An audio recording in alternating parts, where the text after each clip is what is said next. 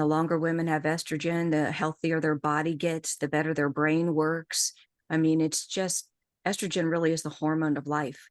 And if anything that women get out of this podcast is, listen, no woman feels good without estrogen. You need plenty of estrogen, and you need to know where to get estrogen from people who know how to prescribe it and know how to monitor it and know what too little estrogen is, when too much estrogen is happening, and when women get enough. And that's where we focus, is on that hormone sweet spot.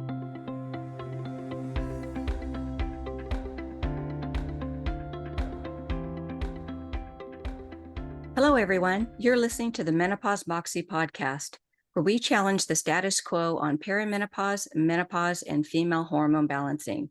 I'm Marie Hoäg, and I'm here with my producer and co-host, Maggie Kuhn. Welcome to the show. Hey, this is our first episode, and we're happy to share with you our personal experiences, our stories, and why we started this podcast. Hello, Maggie. How's it going? Hey, Marie, I'm doing well. I'm super excited that we are launching this podcast and all of the great subjects that we're going to be talking about. Things like perimenopause, because of course we're in Perimenopause Awareness Month, but also talking about how you can prevent menopause, perhaps. Things like the 4 generations of HRT, the hormone sweet spot. So we've got a lot of great content coming up in future episodes. But today, we're going to really focus in on primarily your personal story, because it's super powerful. And I think our listeners and viewers are going to be really, really moved and interested, and even hear themselves in your story. So before we get really into that, why don't you talk a little bit about how you got started, why you started Panacea Sciences, and what you've been doing? Yeah, it's actually been quite a journey, actually, but it's been a very interesting one over the years with female hormone balancing with myself, and working as a clinical hormone coach with thousands of women over the years. So I really, I'm very grateful for the time that I've had for, working with some great mentors and working with patients. I started Menopause Moxie in 2013 for a platform to house my hormone coaching practice, and also a way for me to express myself on what I felt was the truth about female hormone balancing and menopause and perimenopause, just based off of what I was seeing in the clinic and myself. And I noticed there was this disconnect from what people were saying online to what the actual truth is. And people were talking about these things that they really knew nothing about. It's like, that's not really how it works in the clinic. That's not really how it works. So I thought, well, the best way I can do that is to, start a blog. And then now, 12 years later, a podcast. But it's really a place for me to draw women in so they can hear a different perspective on what perimenopause is and menopause is, and really importantly, what they can do about it, about those things, that these conditions are not inevitable. And so I think that and that's what makes this podcast really unique from other menopause podcasts. We're not sitting here talking about, how horrible we feel and how good we feel as a sisterhood to be feeling as miserable as we do together. That's not what this is about at all. As you know, that's just not who I am. I take menopause and perimenopause very seriously. I, think that we've been sold a bill of goods with these conditions, and that women have bought into it. And I am here to talk about the truth about it. And I know some people will believe me and some people won't, but I don't really care. I mean, to be honest with you, I'm talking about my personal and professional experiences. And if that makes somebody upset, well, then they get upset. I can't do anything about that, but I'm no longer going to silence myself to ruffle feathers from other people who think that this is just a crock. And that's why this podcast, so women can learn about an alternative approach that is not for everybody, but it could be for them. It was for me. Well, it certainly has been for me as well. So I think that what women are going to hear in this podcast will be different than the status quo, different than what they may be seeing on social media and certainly hearing from their doctors. And that really comes from your 2 decades of clinical experience. Could you talk just a little bit about Panacea Sciences that you also founded? Yeah, so I started Panacea Sciences about a year after I started Moxie, because when I was telling women about the best way to get their hormones balanced, I noticed that women had limitations on where they can go. And this is actually a time when doctors didn't practice telehealth. So women were really at the mercy of their local doctors. And it wasn't really until COVID, until this took off, because doctors were very reluctant to do telehealth. But I wanted a place to go where physicians can go to get training, education, and clinical application training on therapeutic dose estrogen therapies and female hormone therapies, physiological protocols, those protocols that actually fully restore hormones instead of using low dose therapies as a part of a symptoms management program. We're more advanced than that. And there are only a couple of facilities in this country that train this advanced HRT protocol system. So that's one place I wanted doctors to go to get this information. But also, as a clinical hormone coach, the type of HRT, the advanced HRT balancing that we do requires a clinical hormone coach and a physician as a team. And because this transition takes place over time and women experience different things mentally and physically. So a coach walks them through, holds their hand through this process. And so we offer the clinical hormone coach training that teaches these health coaches how to be hormone coaches to work with doctors who are trained in advanced HRT protocols. But also, more importantly, the reason for Panacea Sciences is to offer a telehealth hormone clinic where women can go and get therapeutic dose protocol treatments instead of the low dose patch therapy, the symptoms management approach that a lot of these celebrity doctors and other online hormone platforms are offering women.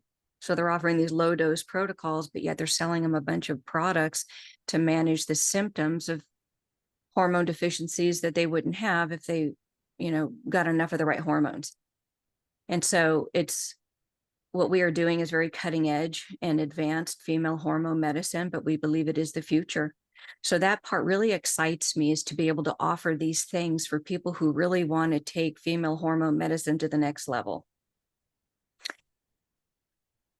And that leads me into why I started this podcast, because of all the misinformation that's out there. I mean, as you know, we talk about this. It's like menopause now is becoming this movement where all these women are embracing that menopause is a condition that every woman has to experience. And that's just really not true. I really want women to understand the truth about estrogen and female hormone balancing, and then what they can do about it. The other reason for the podcast is to open up dialogue about advanced hormone therapies. Women right now, they think they're getting hormone therapy and they're really getting the shaft, honestly. They're getting low dose protocols. They need to know what protocols are available and the mental and physical benefits of these protocols. And that's what that we need to talk about, is what the difference in women's brains and bodies when they experience life on therapeutic dose protocols and low dose protocols. And you and I have both been in both situations. And there's Yes, a big we have. difference. And then lastly, I wanted to create awareness about the need for research on estrogen at every level. We should not be hearing these experts and research scientists saying, oh, we don't have enough information about estrogen. We need more research. Why? It's 2025. Really, with all the information we have, we can't talk about estrogen and how beneficial it is. And there are reasons for that. And in future shows, we'll talk about why that there's a lack of research on estrogen, and there's a lack of research on therapeutic dose protocols. Why are doctors only getting training on low dose protocols? If we're not afraid of estrogen now, and if we're taking the black box label off of estrogen, then let's talk about it now at therapeutic levels. Why are we keeping these levels so low? What's the fear now? So these are the conversations I want to have here. What you're talking about, and the types of things you're saying right now, menopause prevention, therapeutic dose, estrogen. I had no idea these things were possible or available just a year ago. And it was when I met you and heard you speaking in this way that I went, I want that.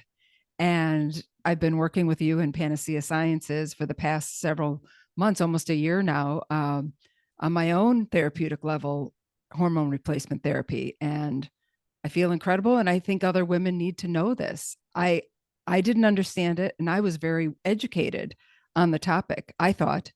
And I did not, nobody has been saying the things that you've been saying. And I think women deserve to hear the truth and to hear it from you because you've got the expertise. And, that's what I think matters. It's not, you're not, this is not your opinion. This is your experience. This is 2 decades of clinical experience, as well as your own personal journey.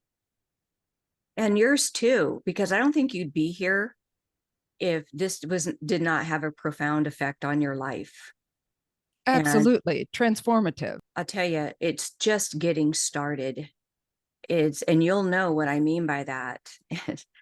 It's just the longer women have estrogen, plenty of estrogen circulating through their blood, the body gets to work and healing and repairing and trying to perform at an echelon level like nothing else. And the longer women have estrogen, the healthier their body gets, the better their brain works. I mean, it's just, estrogen really is the hormone of life. And if anything that women get out of this podcast is, listen, no woman feels good without estrogen.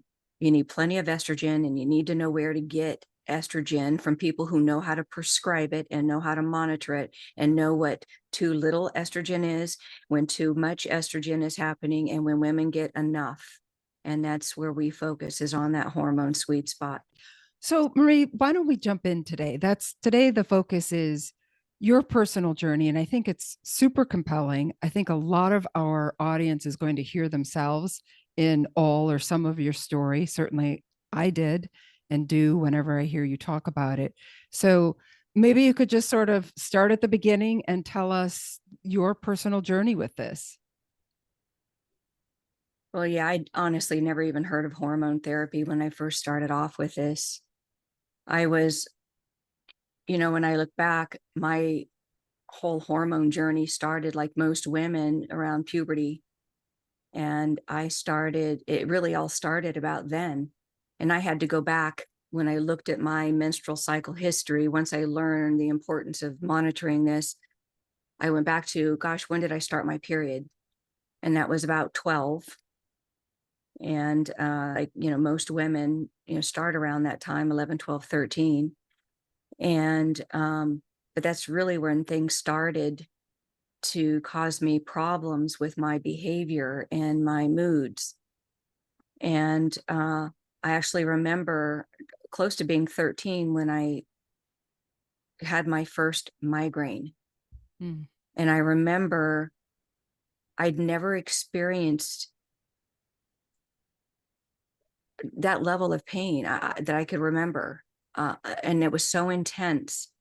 And I thought my head was going to explode.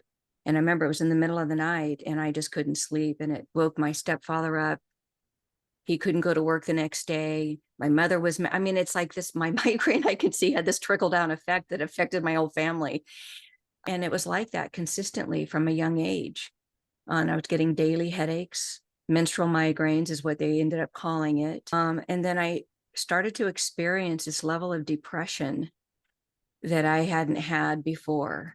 And, people chalk this up to being a teenager, this type of depression and anxiety, but they didn't call it anxiety back then. It was just, you're a teenager. Teen angst, I think it's called. Yeah. I mean, who isn't anxious when they're that age? But there was just this, what to me was a cyclical thing, but I really didn't make the cyclical attachment to it when I was younger, where I had these migraines, what I now know to be my luteal phase. And I was happiest and felt terrific the first 2 weeks of my cycle, which is the follicular phase. And so I would have this up and down experience with my personality, my behavior, how I felt physically and mentally in this cyclical format, but nobody really figured that out, that it was cyclical. And then, of course, when I got older, you have PMS. And then now it was thrown into the PMS wastebasket of mood swings and PMS, PMDD is what I ended up being diagnosed with that, but horrible periods, blood clots, irregular periods, heavy periods, prolonged periods, the pelvic pain, the pelvic inflammation.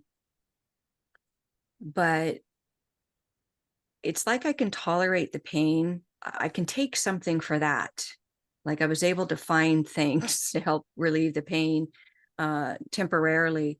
But the part that really affected me was the mental illness component to it that took me down a rabbit hole of conventional medicine that I regret so much to this day, because it changed the trajectory of my life.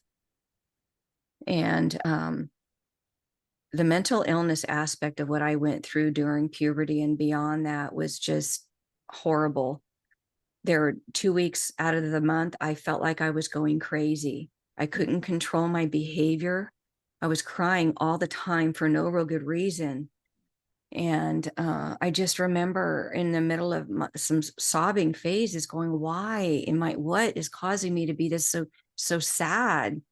Like, what is so bad? Even when things are really going really good in my life, I'm like, what?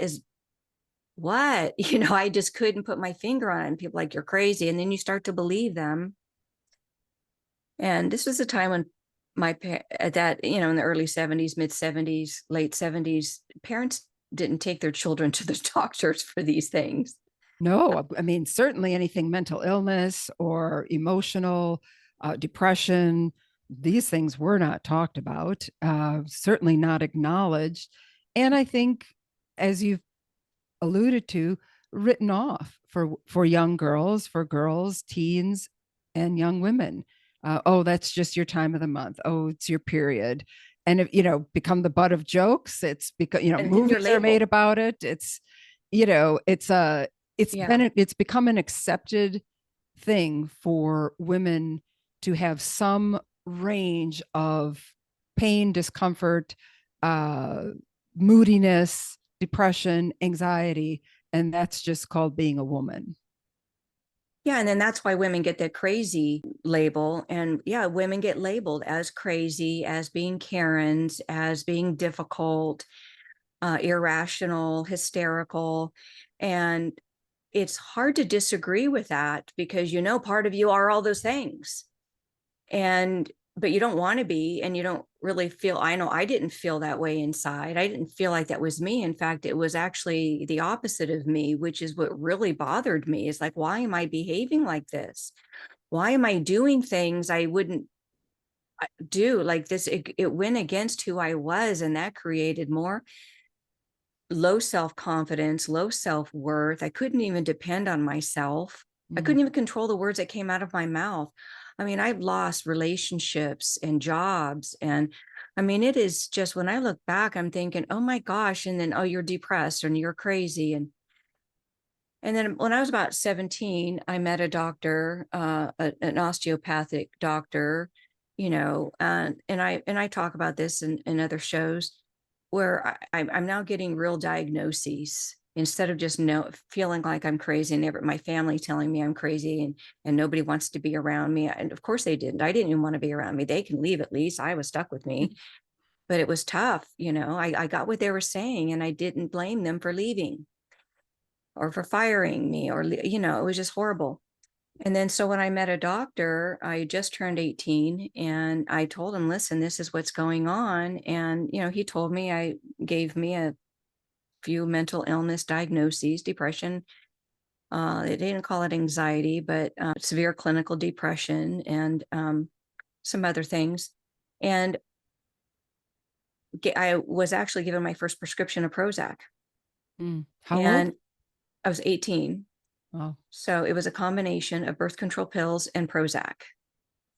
And so at 18 here, because my parents didn't want me to be on birth control. And at that time, it was, you want to control your periods, well, then you take birth control. And so at 18, I'm just like, I need something because I can't keep living like this. And so when this doctor told me that, you have this mental illness diagnosis, part of me was really relieved that there was actually something that I can say, oh, this is why I'm horrible to be around.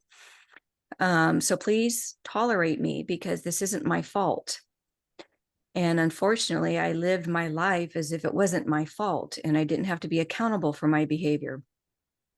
There was a wastebasket I was always able to throw things in when my behavior was out of control. Oh, well, that's who I am. That's who I am. I can't help it. I can't, and then, so there was just this victimhood mentality going down there. And then years and years of psychotropic drug cocktails because, they all stop working after a while. And then the side effects of those medications. I mean, it was just a horrible way to live. And I was young. I was like, now in my early 20s and on these medications and only living half my life because only 2 weeks out of the month I feel good. wow, that's intense, Marie. And I can really, feel the emotion and understand how difficult my period experience wasn't to that extent, but certainly, lifelong since teen, episodes of depression, melancholy, anxiety. And we'll talk further, we'll get deeper into this mental health and hormones in a future episode. But, this is common for young women to have these symptoms, but you had them in the extreme and you were on a lot of prescription medications for this. Where did this lead to and what became the breaking point for you? What changed? Well, I tell you, before I answer your question, I do want to let you know that, and a lot of women can say, oh, well, hold on a second, that's me now, and I'm only 28. But this really is the standard of care even now for young women. And getting put on birth control pills puts women in a chemical state of menopause. We'll talk about chemical menopause in another episode, but it's still the standard of care, hormonal contraception and psychotropic drugs.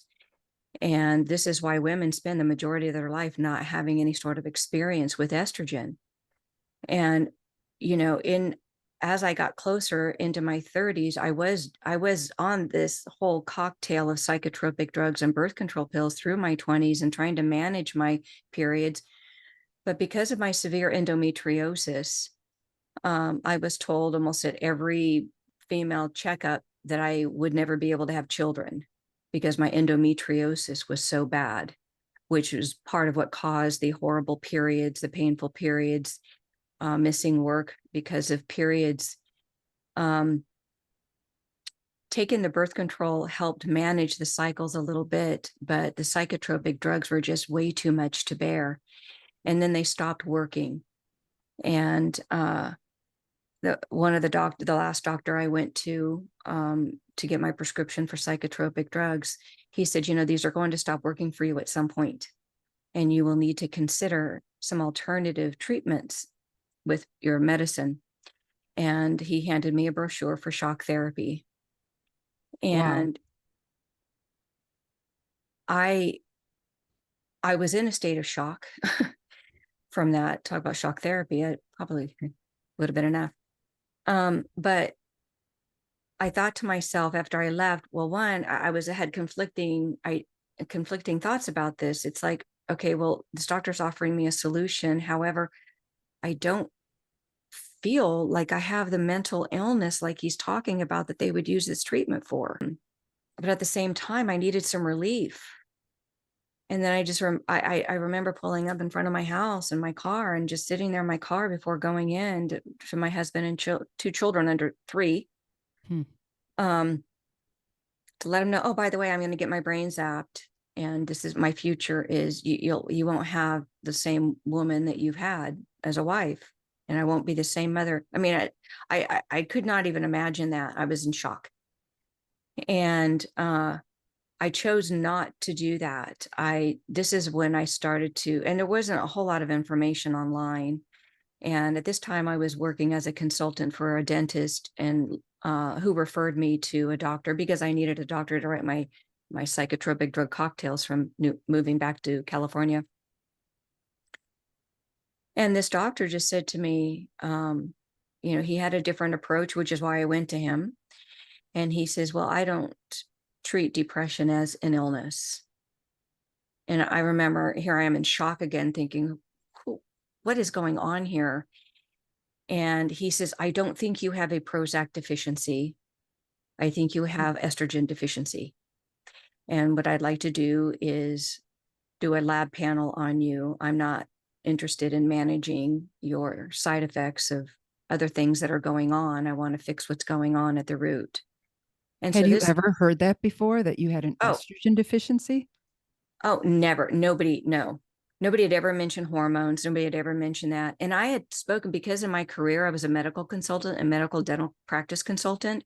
So I've met a lot of physicians, and I didn't waste an opportunity to ask them their opinion about depression and mental illness because I was always trying to find the doctor who got it.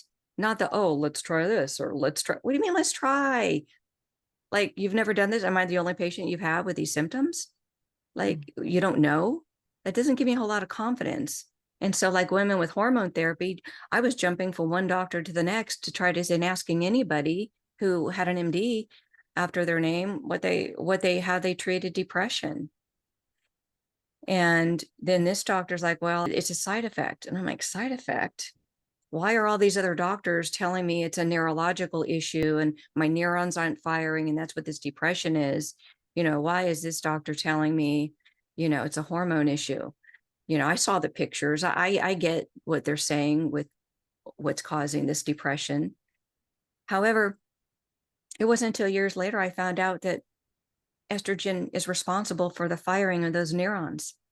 And that's part of what I learned in all of this is, yes, depression may be caused by the, misfiring of neurons, among other things, but secondary to estrogen deficiency for most things, for most women. And so, but I didn't know this at this time. And I was so desperate that I started working with this doctor. I started working with him more on my diet and lifestyle in the beginning, which was difficult because I was still having regular menstrual cycles, fairly regular, horrible, but regular. And back then, they didn't give women hormone therapy who were still having menstrual cycles. And it wasn't until, women stopped their menstrual cycles before they started hormone therapy. But I've even heard that still today. I see yeah, that regularly, women in these forums saying, I'm in perimenopause, but my doctor won't prescribe anything because I'm not in menopause. So that's not that old of a, that is a now belief still for many doctors. well, it is. And it's sad because, I tell you, some of the best experience in my life I've ever had beyond, the great education and training I've been privileged to get is my clinical experience. This is what really opened my eyes to the reality of what goes on with estrogen, and a doctor who's not afraid of it. Mm-hmm. And I was seeing it with my own eyes, how it was helping women. Well, I ended up working with this doctor. I ended up, it's like, oh my gosh, this is Working for him or working for working? him. Oh yeah.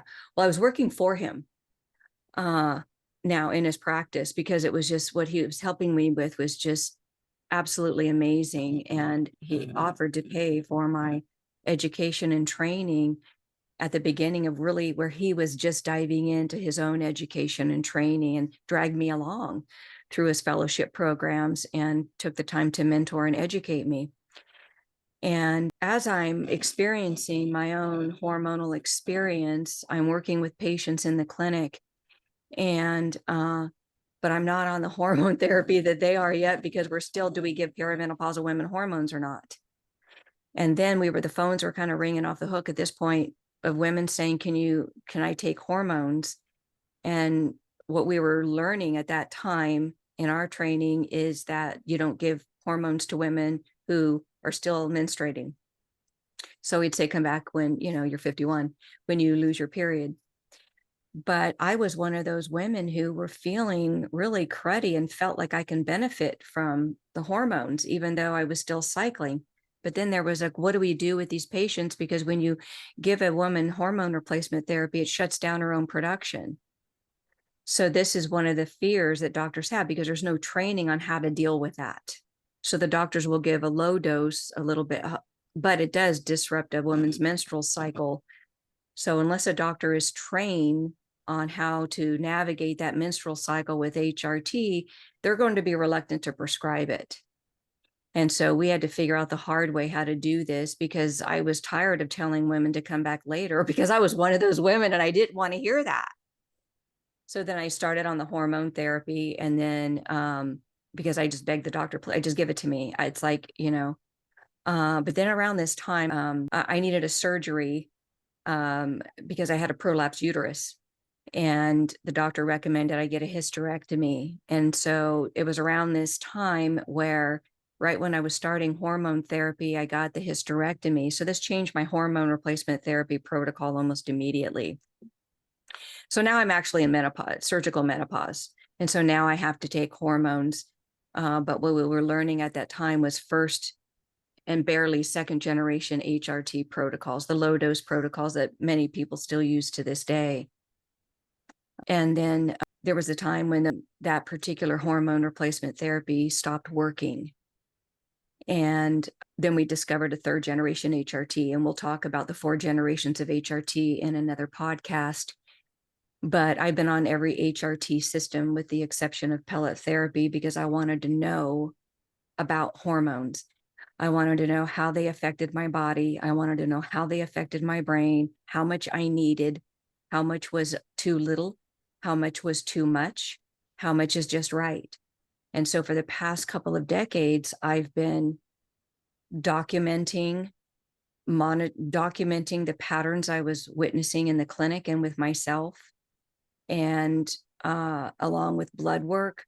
So the data that I've gathered over the years has given me great insight on how all of these hormone replacement therapies work and when they stop working and why they stop working. This is why we're good at what we do. This isn't just something we took a weekend class for. This has been an evolution for, 2 decades of clinical adjustments, clinical development to get to what we refer to as the hormone sweet spot. And so, Marie, you've been both patient in this 2-decade-long journey of hormone replacement therapy. So both patient and really kind of using yourself as a guinea pig from what I'm hearing, and then also working in this hormone replacement clinic, and therefore having the opportunity to see thousands of other women in their process, documenting that, not only their symptoms or their clinical indicators, but also their blood work. So you have probably a body of research unlike anyone else in the country, maybe the world, I don't know. Yeah, but sadly, this type of data is not accepted in any sort of clinical trials because it's not controlled, but it's why we know what we know. It's like I said, we didn't, because what we learned at these conferences, we saw the failures of it clinically. And when we would go back and ask questions, they didn't give us the answers. They were very vague and said, well, you're going to have to use your best judgment. It's like, okay, well, what do we do when we've maxed out on this dose and women still are asking for more estrogen? I mean, it really has been quite an experience. And I learned so much with this. And it's part of the things I want to share so that women can make their own decisions. What I say and what I recommend and what I do is not for everybody. It takes a certain relatively healthy woman. And this also, in this pattern recognition clinically, I've determined 5 different clinical categories of patients who you can put on the same HRT system, and all 5 will have different clinical responses for various reasons. And I get into that in another podcast. So women can understand what their hormone balancing journey to the hormone sweet spot will look like. The combination of this has given me some great insight. And that's one of the reasons I started Panacea Sciences so that doctors had a place to go to learn how to do this. And they'll understand where it came from, where the data has come from. It hasn't been skewed. It's not financially biased. And what's nice about physicians who do this type of HRT, they get to see for themselves what happens to their patients clinically. They'll get to see the transformation that takes place every time they see the patient at every interval. And this is the beauty of it. It's not something that you can witness. It's something that I experienced for myself at the same time I was witnessing it with other patients, at the same time I was learning it. So this is why I get confident in what I know, because it's like, it is part of my life. It's been my life. I believe it can actually change the world. And we've joked around about this, but I do believe estrogen can change the world. If we change the way that we looked at perimenopause and menopause and female hormone balancing, this is why we challenge the status quo, so that women can have a choice of what their future and their children's future looks like. You've just summed up again what we're going to be doing in this podcast, is talking about perimenopause and menopause, identifying the truth, identifying some of the things that are a little more faddish, some of the things that are just outright incorrect, as well as really helping women to understand what their options are. And I think that's the most important thing, to be able to make an informed choice about what your options are. And for right now, at least where we stand in the world, the patient really needs to take charge and direct their care, it seems, because there aren't enough physicians and prescribers yet who fully understand this picture. I think at this point, the patients are often further ahead than the medical community. And it's just the situation that we're in. And so if women can be good advocates for themselves, not only will they benefit, but their doctors will start to also learn more and have more experience. You're so spot on when you talk about that women are smarter than their doctors going in. And because women do go from doctor to doctor, and the doctors aren't giving them answers. But the doctors are going to these conferences asking questions, but they're not getting their answers. It's not that they don't want to tell women. It's not, Right. like it's a secret. It's they just don't know, but they need to know. And I mean, this impacted my life so much that once I started on a therapeutic dose rhythmic protocol, I never had another migraine. I didn't have daily headaches.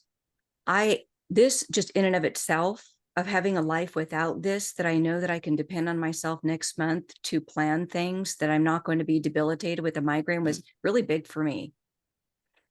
To never have another mood swing, this really threw me for a loop, because I was always so reactionary, because it seemed like I was always on edge and everything irritated me. And I just, it was strange to live in my body and in my life not responding the same way that I did before, like calmly and confidently and clearly, and not in a reactionary way, but actually my brain is working now that I can actually take a moment and respond proportionately to the situations where it's more effective. The outcome is more in my favor because of my behavior. And this was really weird for me, sleeping through the night. I mean, I just waking up first thing in the morning was a shocker. What about the depression and anxiety? My gosh. When those two things are gone, like just dissipate, it's strange, because there was this moment in time of my life where I didn't feel like I was in my own skin. It's like I was in somebody else's healthy brain and body. And impacted my job, because now my coworkers can depend on me. I wasn't having mood swings. I was rational. I was dependable. They can depend on me every single day of the month, not just for 2 weeks out of the month. And to not be depressed, the amount of time I wasted in bed, that I couldn't get out of bed, that I couldn't get dressed. I mean, my depression was so severe that really in my luteal phase on a monthly basis, I would plan out my own death. I would put together a plan or continue to build on the plan that I had month after month, because there really was rarely a month that went by that I didn't think that I would be better off dead. And to live a life where I wake up happy every day, underneath it all, there's this level of peace and contentment and happiness no matter what is happening in my life. I feel confident that I could handle just about anything that comes my way. It was such a night and day experience. I knew that this was something I wanted to learn. It was something I wanted to know about. I wanted to know if it was consistent. I wanted to know how long was this going to last, because I had a different level of anxiety before when I thought, okay, how long am I going to be happy every day? How long am I going to go without a mood swing? How long am I going to not be? It's like I had to adapt to my new life. And that was taking time. And my children had to adapt to this mother that they were actually expressing more love to, because I was approachable. And even my dog interacted with me differently. I cannot speak about this highly enough. And I told my children, I held up a vial of my estrogen and I said, I want you to have this etched on my tombstone, because my life was wonderful because of estrogen, and it's horrible without it. And I think that women need to know that they do have control over whether they experience the side effects of hypoestrogenism, also known as perimenopause and menopause, that they can do something about it. Like I said, it's not for everybody, but it is for most. And I do highly recommend looking into it. It's such a life-changing experience, Maggie. I feel on my gratitude list. I mean, this estrogen is always at the top. Well, I have heard many women say, you will pry my estrogen from my cold, dead hand because of the impact that it's had. I tell you, that gives a woman a level of confidence, and it's so empowering. You want to talk about female empowerment? Estrogen is the female empowerment hormone for women. All women need plenty of estrogen. I hope that in a future episode, we'll also just go over, you have an exhaustive list of head to toe of how estrogen impacts every aspect of a woman, and how absolutely critical. And it's almost barbaric that we haven't known until very recently, it seems, how important estrogen is to the health and well-being of every woman. Yeah, I'm really excited about this, and I'm excited for you, the audience, listening in and being a part of this. And it's our goal to educate. Listen, if our stories resonated with you in any way, and you want to learn more about what we're talking about, then we recommend that you head over to advancedhormonebalancing.com and click on the consultation, the discovery, I believe it's a discovery session button, and book a consultation with us. And let's talk about if one of our advanced hormone balancing programs is good for you. They're not for everybody, but they are for most women, and really could be what you're looking for. Because our goal really at Panacea Sciences Advanced Hormone Balancing is for you to be able to discover hormonal balance as you were supposed to experience it. So we really are the home of the hormone sweet spot, and we invite you to book a consultation. If there's something you would like us to cover on this podcast, then go to menopausemoxie.com/podcast and fill in the contact form there. You can get a hold of us by letting us know what you think, any questions that you have, and also subscribe to this channel so you never miss an episode. Maggie, thank you so much for joining me on this podcast and being a part of this journey with me. We're going to have a lot of fun with this. Thanks, Marie. I'm glad to be here, and I'm super excited for our audience to learn what's to come. All right, we'll see you next time.